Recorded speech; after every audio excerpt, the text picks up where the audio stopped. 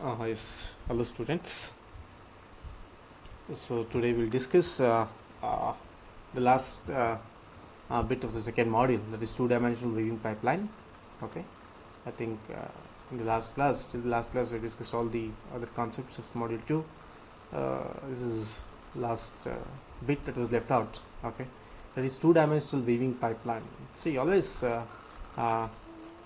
if you want to convert a particular vertex into a pixel values, that particular pixel vertex has to go through a lot of different stages until finally it is converted into a pixel. Okay, and similarly here we are going to discuss the different stages. Okay, different stages. Okay. Through which that particular vertex, whatever you specify in your application program, has to pass through until it is finally displayed on a different hardware device or anything like that. Okay, so two-dimensional weaving pipeline, maybe it is quite simple. Actually, graphic libraries is not defined for two-dimensional weaving. It is basically a three-dimensional weaving pipeline that is significant. All the graphic libraries are defined for that, but two-dimensional is a special case. There are some common methods which we are going to use, where how we using which how we can convert the three-dimensional camera into a two-dimensional camera. Okay, just we'll see this basic steps that are there in the two-dimensional weaving pipeline. First thing is, see the MC. These are the 4 different stages. Okay. The first stage, what we do, we construct the world coordinate scene using the model coordinate transformations. Then you convert the world coordinates to the weaving coordinates. Then transform the weaving coordinates to the normalized coordinates. Then map the normalized coordinates to device coordinate system. These are the 4 stages. So we'll see what exactly it is. See, the first input for the first stage, MC, stands for the model coordinates. WC stands for the world coordinates, the view coordinates, normalized coordinates, and the device coordinates. Okay, so for two-dimensional programming, you have to understand this particular sequence. First thing is construct the world coordinate scene using model coordinate transformation. See, model coordinate transformation is that is something that exists within the object frame. See, if you want to model something, if you want to develop some object or to do some drawing, always you start with your own assumptions with respect to that particular object. Object always resides in its own frame. Okay, if you want to develop a square, then you'll be knowing what are the properties of a square, like the length of the sides of every sides of all the length of all the 4 sides of a particular face of a square should be of same size. Like different properties will be there. Okay, so they are all special properties. Okay, of that particular object what you are going to draw. So here, so once you want to develop an object, always you start with some assumptions. Okay, usually what happens, once you assume, then you start actually you start writing it, you start drawing it. That is the analogy actually. Okay, so what is first step here? See, to construct a world coordinate scene using model coordinate transformations. Okay, so construct world coordinate scene using model coordinate transformations. So you can either draw the objects, you can bring the objects which are there already in the library. Okay, if you want to bring a square, if you want to draw the square, you can draw the square, or else if you want to call some functions which are already there in the library to display the square, yes, you can call. Okay, but once that is done, you have to fix that within your scene according to your requirements. Okay, that's why we need a transform. So it is called scene using model coordinate transformation. Transformation is a change of state. You cannot just, by default, if you bring a cube into the program, the cube will be of the size 2 cross 2 cross 2. Your camera may not be 2 cross 2 cross 2 always. Okay, so if you want, if you use, there are a lot of different objects that are there in the library. If you bring it from the library on your world, you have to model it. Because you decide, because a lot of objects will be there in your scene. If you bring some object, then you have to decide where this particular object should fit into my scene. Like that, for that, there is a lot of other transformation that is going to take place. Either you scale it, you rotate it, you translate it. Like that, there are different sort of transformation that has to be applied. Okay, so that is how first you construct your scene. Okay, then for construction, what you use is, that's why it is called MC, the model coordinate system. See, model coordinate system is independent of your particular thing. Okay, what coordinate system you are using. What are the coordinate system you are using? But model coordinate system is with respect to that particular object. Understanding? Okay, if you think of an object, for the object always there is some particular orientation that is there. The object should be developed. Sorry, a cube should be developed like that. A square should be developed like that. A rectangle should be developed like that. So it is in its model frame. Okay, when you bring into the program, you give it a transformation. Make sure it is now that now when you give a transformation, that particular model coordinate is converted into your world coordinate system. Hope you understand. Okay, so then after that, so the output of this stage is a world coordinate system, because now for modeling you have brought all the objects from your library, or you have written some code to do those to draw those objects onto the screen. Now they are in your world. Okay, because it is in your world. You have put them into a certain area which is having some finite space. Okay, so now it is in your world coordinate system. Now we have to convert this world coordinate system. Okay, now world coordinate system is the input. Okay, which we need to convert from world coordinate system to v coordinate system.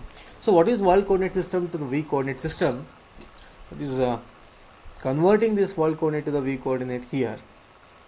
First, you have to understand that now whatever is the object that is there, that is there in its own frame now, in your world frame. World is some finite area what you define.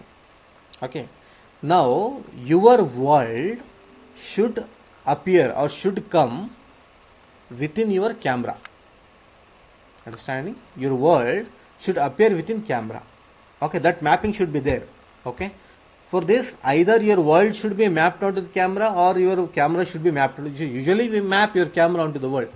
If the both coordinates are same, then definitely there is no difference between the world coordinate system and the v coordinate system, because that's what happens in the two-dimensional camera viewing pipeline. Always it's a good practice to maintain same. Whatever is the screen size 500 or 500, you set your camera to 500, 500, 0, 500, 0, 500.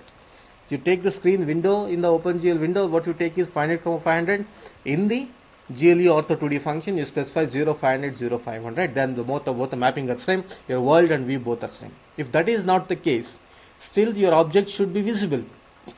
Okay, if that is not the case, still whatever you draw should be visible within the camera. Okay, there this particular world coordinate of this world coordinate of that object has to be converted to the view coordinates. Okay, that's important. So then once you convert it, so now it is in the v coordinate system. Once it is ensured that that particular object or the particular thing is visible within the camera, then it is in the v coordinate system. Okay, fine. So once it is in the v coordinate system, then the third stage, that is transform the viewing coordinates to normalized coordinates. This step is very, very important. Okay, so once you define what is camera, once you make sure that it is converted into v coordinate system, then here that particular object has to be normalized. So what is the need for normalization? Later we are going to discuss about that. It's very important. So normalization here, in the sense the normalized coordinates are required because it is basically an independent coordinate system irrespective of the device what we use. Okay, now you are going to convert your object into such a what you can see in such a coordinate system.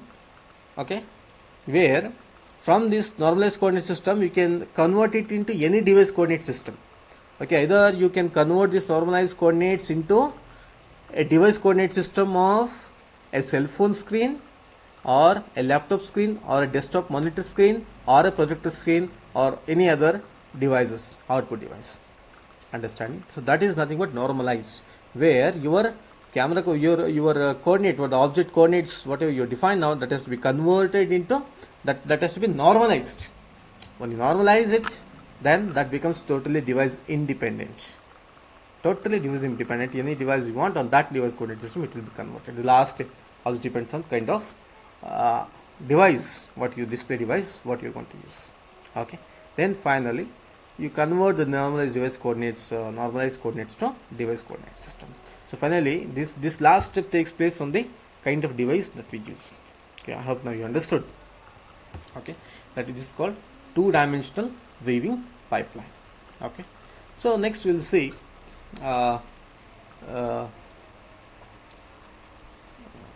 clipping window. Okay, clipping window. Okay, later we're going to study about clipping window. Now I'll just brief you out what is a clipping window. See, there are two windows that are always associated. We should always keep in mind, because this differentiation comes once you do this three-dimensional programming. Okay, see, there is viewport and this clipping window as well. You can see this here. Here there is some part of the screen, there is some objects, okay, which is covered in my world. Okay, which you can see the title here, the clipping window. Okay, this dotted and dashed lines, rectangular window, what you can see. Okay, it is a clipping window, and you can see the viewport here. Okay, so the viewport is nothing but something which decides, okay, in what part of the display device that particular thing in the clipping window should be visible. So clipping window will decide what should be visible within the what part of the object should be visible. Understanding? What part of the object, because if you see a particular thing or something, the whole thing will be visible, but not everything. What you say? For example, if you focus your camera in a particular direction, you can see a lot of things, but when you want to capture an image, you are going to place your camera on a particular part of the object. That's what we do. Okay, that's what is the meaning of a clipping window. So deciding what should be visible is a clipping window, and viewport decides where that particular object should be displayed on the display device. Okay, that's the difference between the clipping window and the viewport. So later we're going to see about that. Okay, now how this clipping window is defined. Okay, gender two-dimensional clipping window, how it can be defined. As I told again, I guess it is not by default all the OpenGL libraries will support the three-dimensional camera. If you want to use the two-dimensional camera, there is some sort of transformations that has to be taken place, that has to take place. Okay, so we'll see that. So the general approach to two-dimensional viewing transformation is to set up a viewing coordinate system within the world coordinate frame. Okay, that's the first step. Okay, as I told again, your camera, your view, and your world, if both are different, this mapping is compulsory. If both are same, fine, no issues at all. Okay, but you should know the sequence. Okay, so if you want to set up a two-dimensional camera, then we have to set up a weaving coordinate system within the world coordinate. So first you should know what is your world, which defines some finiteness, means the total area which you have taken to display the object. Then I have to define my camera accordingly. That is my weaving coordinate system. Yes, because once you decide what is your world, then I should also decide what is the part of your world that should be visible within my camera. Yes or no? If your whole world is covered under my camera, then only the object whatever you show in your world is visible through my camera. Understanding? So it is like that. Okay. So usually in case of two-dimensional programming, what happens? See, this weaving frame provides a reference for specifying a rectangular clipping window with any selected orientation position. Figure 3. What you can say? That's what.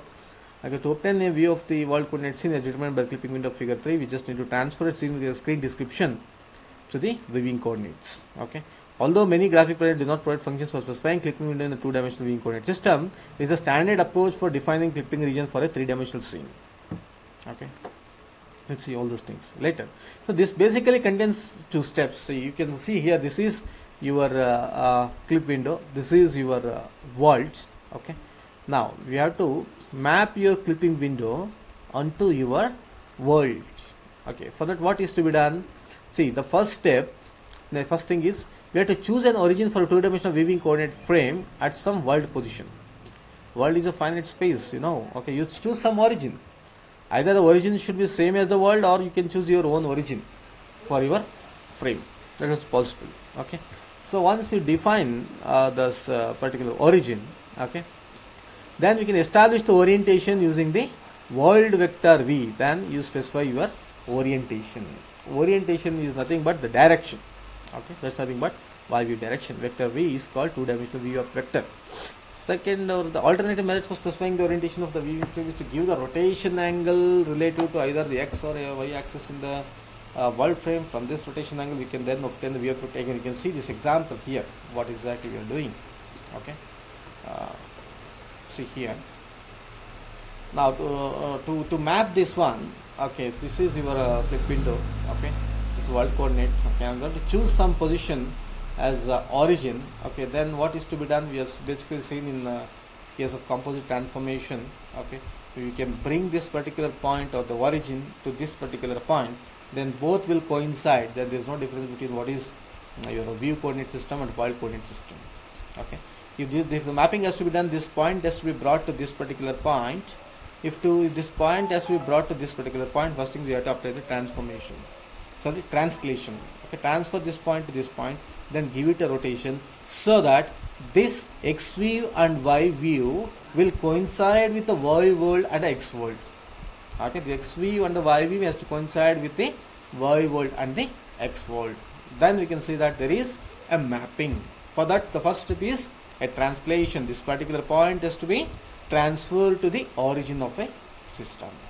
Okay, so that's what is explained here.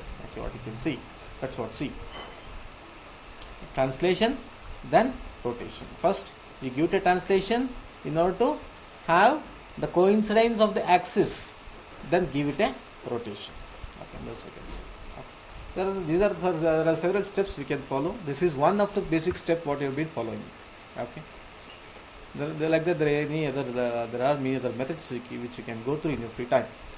Okay, so next is mapping the clipping window into normalization and viewport transformations. So as I told again, the viewport and clipping window, there is a difference. Okay, so here what is the major task here? The mapping of viewport to the clip window. You can see here, because see, first the common thing what you have to understand is the clipping window and the normalization viewport both contains the same information. The information contained in both clipping window and normalization viewport is same. For example, if you take a point at the position xw and yw in world coordinate system in clip window, okay, this particular relative position of this particular point, the relative position of this particular point even in the viewport should also be same. Here also it is on the top, here also it should be on the top. Okay, here we call it as xv yv, means now here the coordinate systems are referred according to the viewport x and viewport y. Okay, you can easily understand it is viewport x and viewport y. Yes. Okay, so here also the point for the object, if you can assume it is on the top of the window, here also it is on the top of the window. The relative position of that particular object has to be same on both the places, on both the clipping window and also normalization viewports. Okay, so to achieve this, basically we have to map the viewport to window. We basically look at window to viewport transformations. We basically call like this, window to viewport transformations. So how we are going to achieve that? So you can see this example here. Okay, there is an equation here. Okay, xv minus xv minimum. So what is xv here? Xv minus xv minimum. This xv minimum. Okay, divided that is divided by xv max. Xv max minus xv minimum. Okay, that should be equal to again what? So object. What is the object here? Basically, we want to maintain. We want to make sure that the relative position of these two objects are at the same position. So in order to achieve that, this equation has to be true. Okay. So now once we do this equation, once we equal this equation, then you can easily derive. Okay, how we are going to obtain the value for xv and vv, because what we have with us is this particular clipping window which is there in the world coordinate reference frame or the world coordinate system. Here the point is referred by xw and yw, that is nothing but the direction of x and y coordinate system. Okay, so here you can see when you solve for this equation, you will get to know what is xv and yv. Here we have already solved it. Okay, go it just try it out in your free time. You're going to get this equation. As I told again before, there is a proper scaling and also translation that has to take place. Okay, some scaling is required. So because we want to normalize this particular clip window into this particular viewport, you can see there is a reduction of size here. Okay, viewport is always generally relatively smaller compared to clip window. So though basically we want to transform this clip window to the viewport, we have to apply both scaling and also the translation. So the scaling factors are given by this equation 4. What you can see, scaling the x direction, scaling the y direction. Then translation factors are given by this equation number 3. So these equations are important. This is quite commonly asked in all the question papers. Okay, two-dimensional window to viewport mapping. What are the equations? So you have to follow this. Okay. So what are those tx and ty here? Translation factors is they are given here. What is the amount of translation that has to be done? So these are all standard equations. You don't need to worry what is the derivation for that. Just you have to understand these equations. You have to represent it.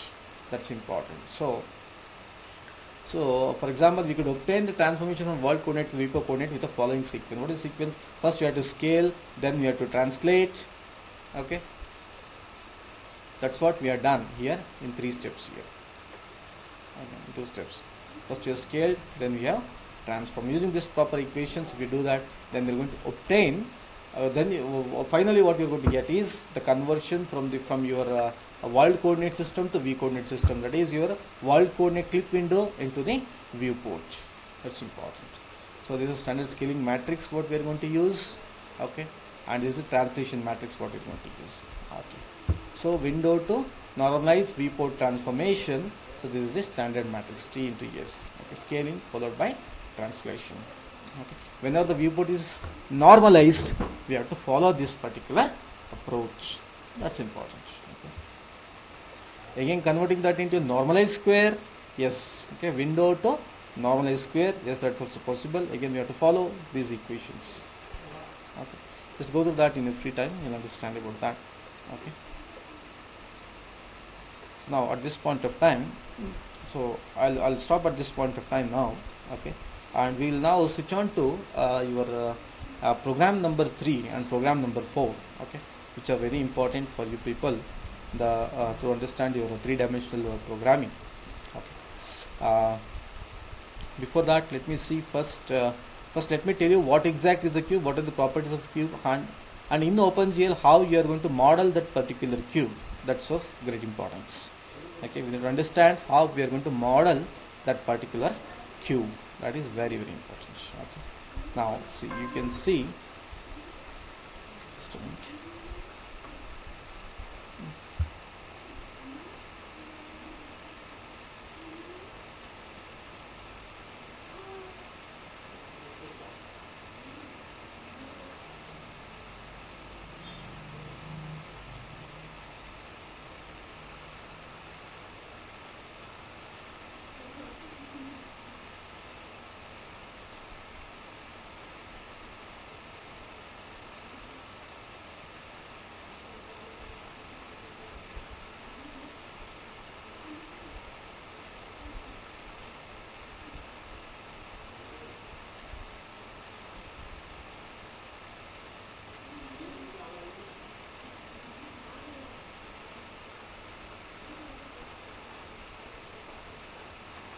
Okay, so we'll discuss okay, cube. So generally you all know what is a cube. Cube is basically a 3-dimensional object.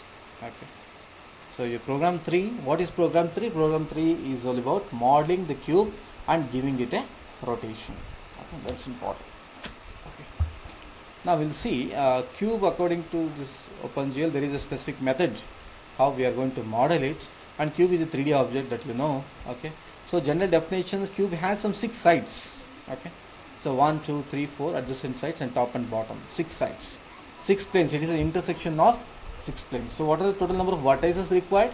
8 vertices. So 8 vertices and 6 planes all put together is one particular cube. And since cube is a 3-dimensional object, you have to understand that every cube, so every side will have 2 faces.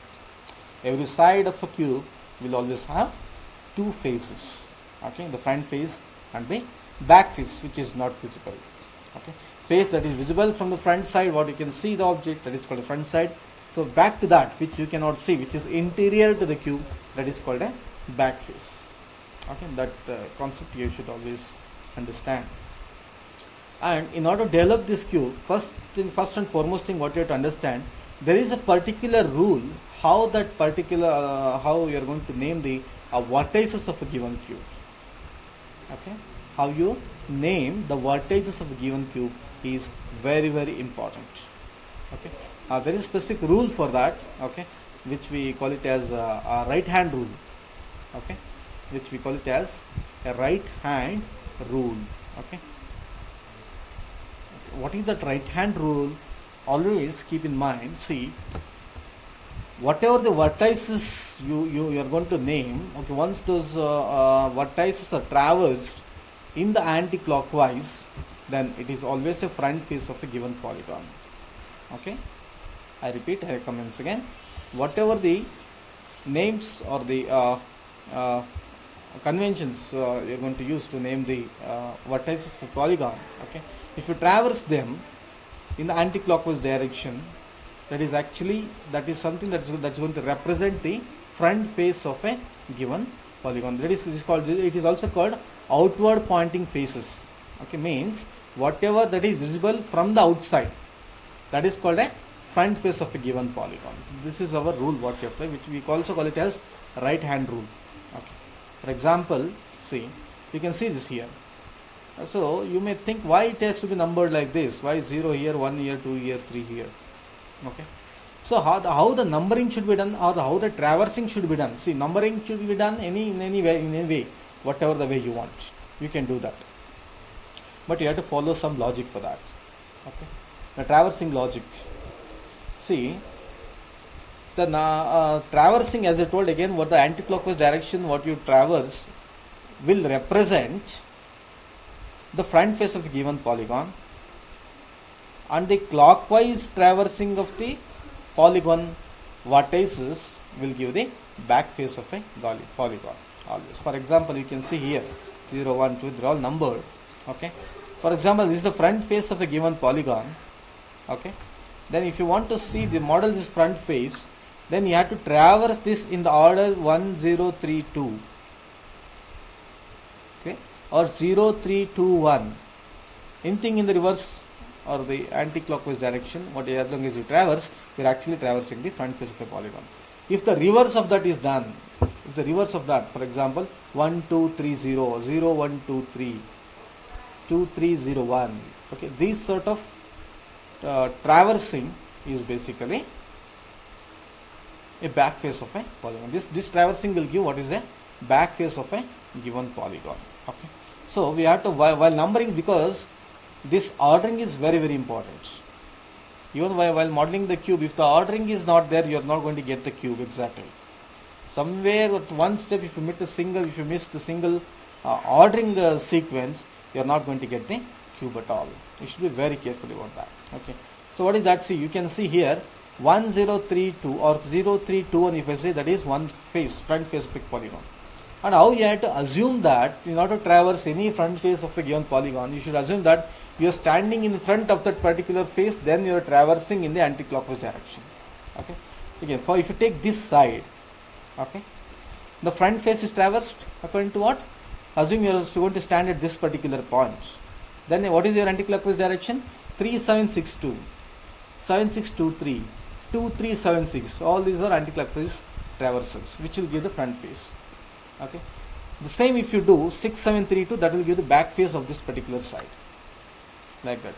So numbering, it should be like, what you have to assume is you have to assume that you are going to stand in front of that, then you are going to apply your anti-clockwise traversal methods. Okay, so clockwise traversal if you do, that is going to represent the back face of a given polygon. And so this is the method. Outward pointing faces method is the right hand rule. We will say it with different names. Okay, I hope you understood this. Okay, now once that is done, I hope it's understood. Okay, Now we'll go to this program number 3. Okay, what is the program? First let me check the output. Okay,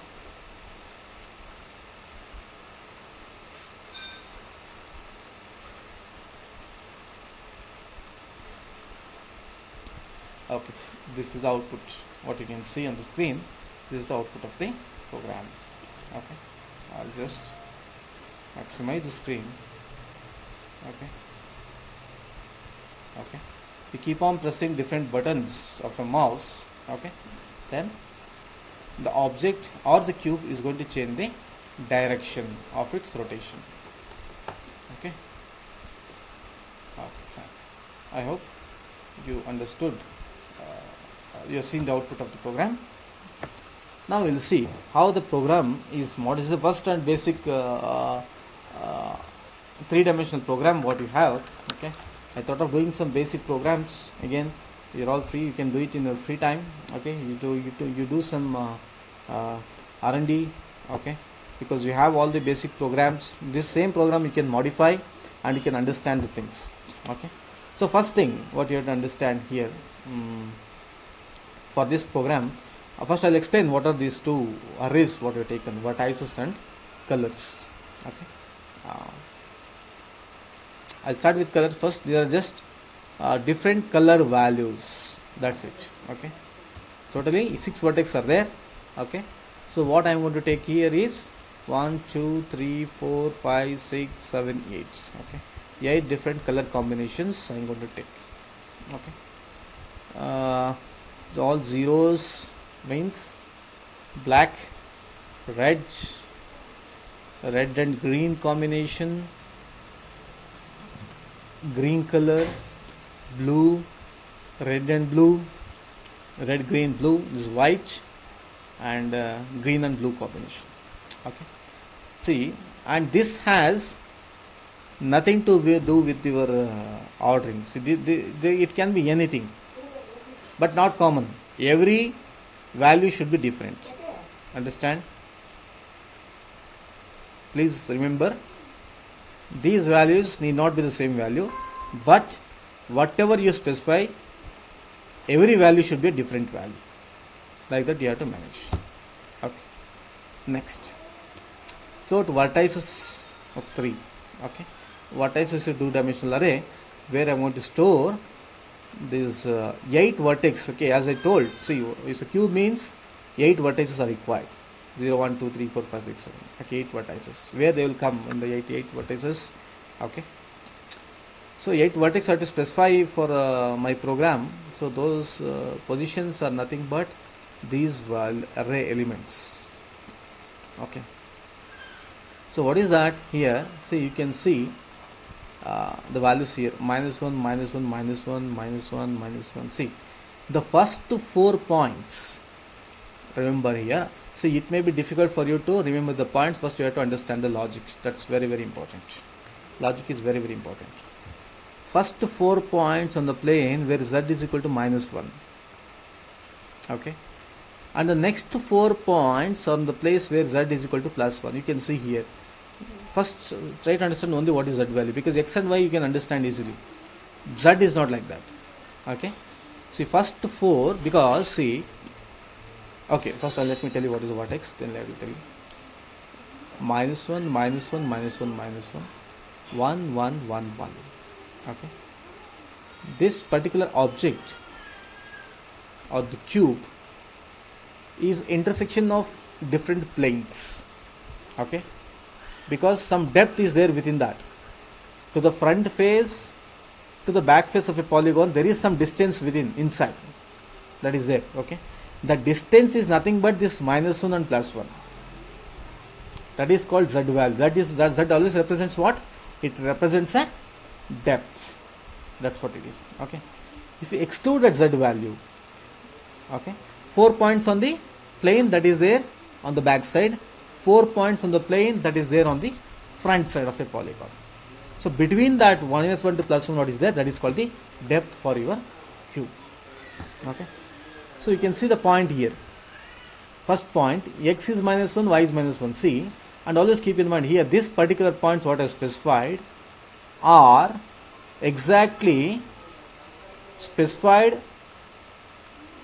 with reference to the center of your screen, and always in the three-dimensional space the origin is at the center of the screen. Okay, assume we are at the center of the screen. From the center of the screen, x is -1, y is -1. Where is the point? To the left, y -1, top, sorry, bottom. Okay, x -1 means it is towards left, and y -1 it is the bottom. First point. Okay, then 1 -1. Now opposite of x direction, x is +1 now, y is -1, that is right side bottom. Okay, next x is plus, y is also plus value. Okay, right side top, then this is left side top. That will form 4 different points. One plane is done. Similarly, now see, the x and y are same again. The next 4 x and y's are same, but they are on different z plane. Understand? This is z is equal to -1 here, z is equal to +1 here. Okay, this is the back face and this is the front face. I hope you understand me. Okay, that is how you have to remember the points. Okay, there is no any rocket science in that one. Just you should understand. You have to use a bit of common sense here. Okay, so this cube is built at the origin of the three-dimensional coordinate system. Okay, so exactly at the center of the cube is the origin of the three-dimensional coordinate system. Okay, regarding these values, I told you can specify whatever the color combinations you want, but every color combination should be different. Remember, so if there is any combination which is having the same value, if there is any combination that is having the same value, then the cube faces cannot differentiate it. Side face, top face is having the same color, you cannot differentiate at all. That's why different combination of colors you have to give. It is like that. Okay. Now, so before we go into this particular program, okay, let me just tell you there are certain things which are not come across so far in your programming. Okay, I'll tell you that what exactly it is. Okay. So far you have discussed, and there is also some transformation functions we are going to use here, because we want the cube to be rotated. You know, now theoretically you have already discussed what is translation, rotation and scaling, and similarly for all those functions we also have, for all those operations we also have the functions that are defined in OpenGL. Okay, I'll tell you that what exactly is that. For example, you can see here, okay, rotate function we are going to use. Okay, because rotation is one transformation we are going to apply here. There is no translation or scaling, only rotation is there. So GL rotate F or GL rotate D, whatever the value you want, you can specify. It's a standard three-dimensional rotation function, okay, which takes 4 parameters. First parameter is the degree of rotation, and next 3 parameters will define what is the axis of rotation. Because rotation, you should know that always there is a amount of rotation. This is nothing but a degree and also axis of rotation. It can be the x, y or z direction. So first function I defined for x axis rotation, next is y axis, z axis, because 3 buttons of the mouse we are programming here. Okay, you can see here this function, okay, void mouse. This is a built-in function, okay, which we call it as event-driven programming functions, where mouse can be programmed. Okay, this is all built-in functions that are there. We are going to call and we are going to modify these things. So we are just going to modify these parameters, program these parameters. Okay, mouse function is there. It's basically a event handling, mouse event handling program function that is there in the library. Then it takes 3 parameters. What is the button? What is the stage? Okay, what is the x and y values that will be generated. Okay, but anyhow, we are going to just take what is the button that is pressed, okay, based on which we are going to change the axis. Okay, and so button and state are the variables what I'm defining, what I'm going to catch. These are values that are generated, and that's what I'll explain this in detail. Okay, later what exactly it is. Okay, then just to give you a brief idea. Okay, what is transformation functions? Similarly, we can have GL translate, GL scale as well. Okay, you just Google it or go through the material what I have given, the lab material, you will get it. Okay. Now to understand this program, as you saw the output, you can see that you should not only model the cube, by default the cube should also rotate. So that's what happens, right? If you run the program, cube is not displayed as a static object. It is going to rotate in some axis. By default axis is there. Okay, I'll tell you what is the default axis, everything. Okay. So before I start further, again, there is a new three-dimensional camera what we are going to use. Okay. Okay. That is GL ortho function. Okay. Now this will take 6 parameters. Okay. The first 4 parameters, left, right, bottom and top, are same, and the last 2 parameters, far and near parameters. So that will define what is the actual exact depth for you people. Understanding? The first 4 parameters is very similar to left, right, top, bottom of your GLE ortho 2D, and the last 2 parameters is nothing but the parameters that will add what is called the depth for your camera, the -2 to +2. That is nothing but the depth of your camera. Okay. Now what are these functions and everything? I'll explain that. Okay. Before that, these are key things that you should be aware of. You should know. Okay. This is a different camera what we are going to use. So what are the different things we are going to learn here? Is first thing is three-dimensional camera we are going to use. The three-dimensional camera is defined by this particular function, that is GL ortho function. You understood what are the 4 parameters? Left, right, bottom, top, and far and near. That is nothing but the depth values.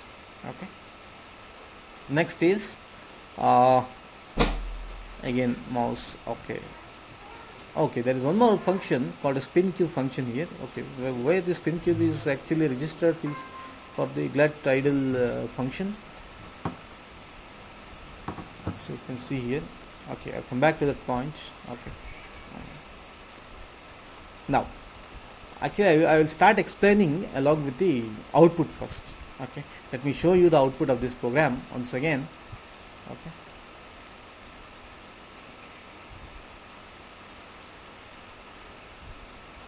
Let me start the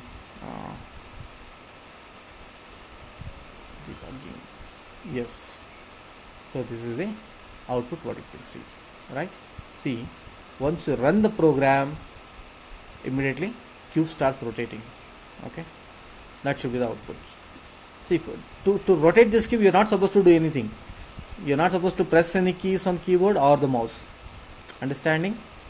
Like this, without doing anything, if some transformation has to take place, without touching any of the hardware, if any transformation has to take place on the window, that can be achieved in OpenGL by using the callback called glut idle func. You can see this callback here, glut idle func.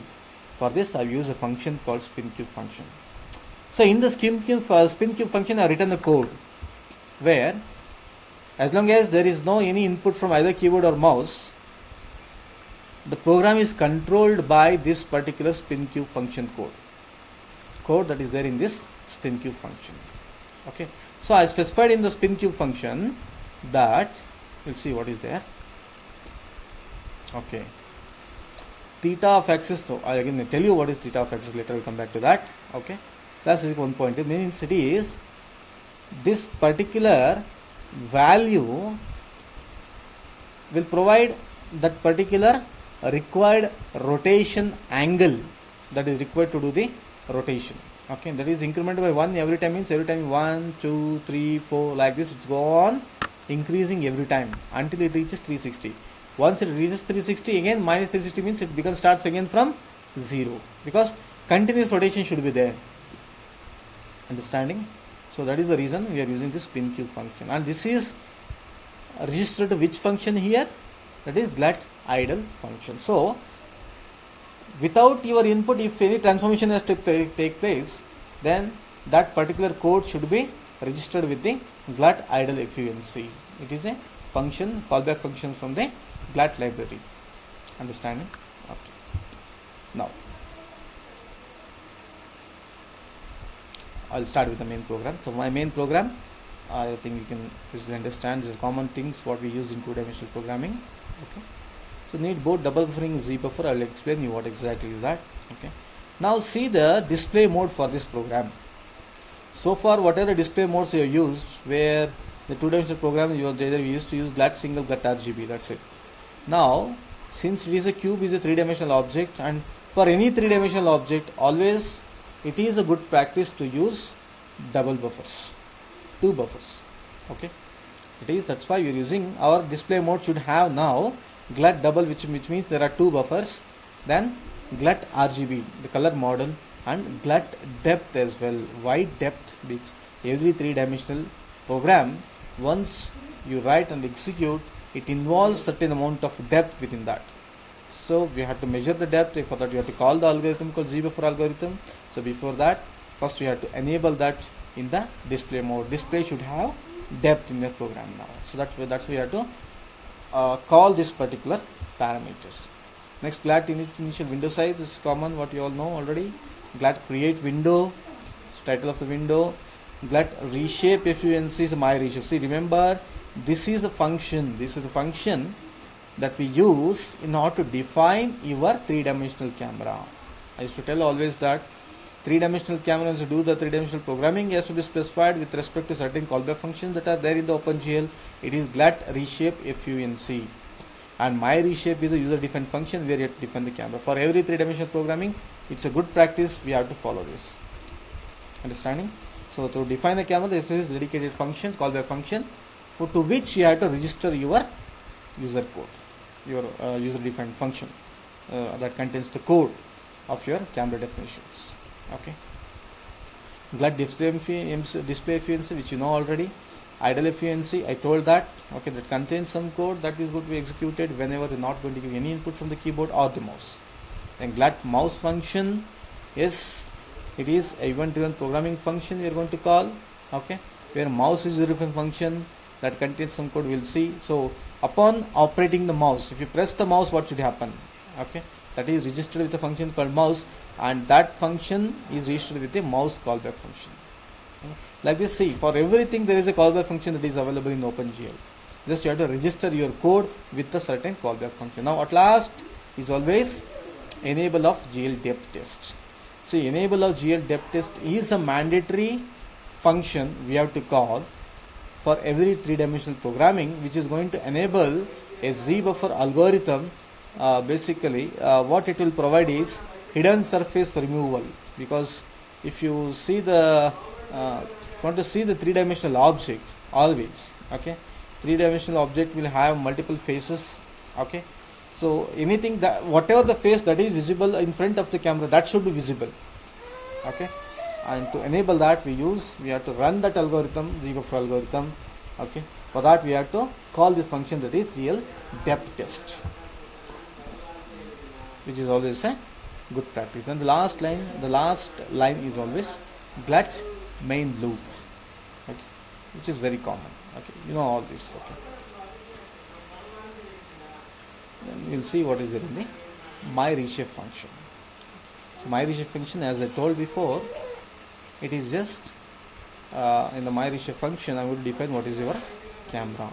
See, there are certain statements in this particular function which may not be mandatory, and it is mandatory to use certain statements which I am going to explain.